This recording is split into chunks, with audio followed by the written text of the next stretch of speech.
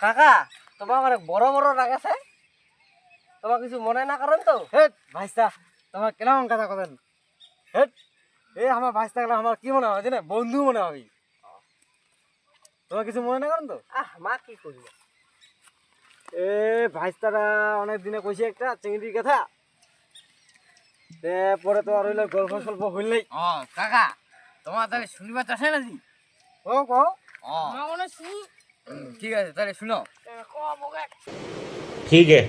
কাকা তাহলে শুনো, চিংড়িটা একদিন আমাকে ডাকাই, এসো এসো কাছে এসো, কাছে এসে আমাকে ভালোবাসো, ভালো না বাসিলে তেরে জীবন। ব্রেকআপটা কেন করে হলো? তো শুনিবেন? শুনো, আমার শুনি।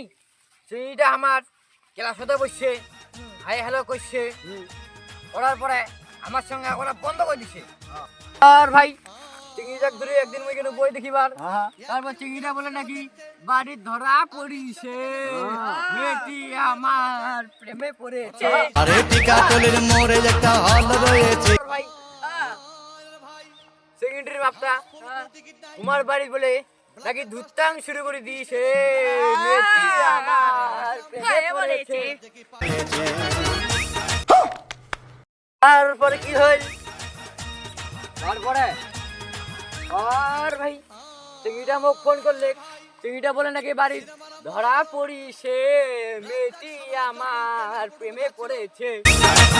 দেখেছি না কি আর আর ভাই ওই খবর শুনি চলে গেলে ওই চিংড়ির বাড়ি, চিংড়ির বাপ মুখ মারিবার প্ল্যান করিছে, মেয়েটি আমার প্রেমে পড়েছে। আর বাকি সাবাস। মারি গো জাতমারি, ভালোবাসার জাতমারি, কাকাইমা কষ্ট পাশে জীবন দিনে জাতমারি গো জাতমারি, ভালোবাসার জাতমারি, এমন ভালোবাসবো না। তোমার এবার বালের গল্প শেষ হচ্ছে না, সবাই চলো বাড়ি।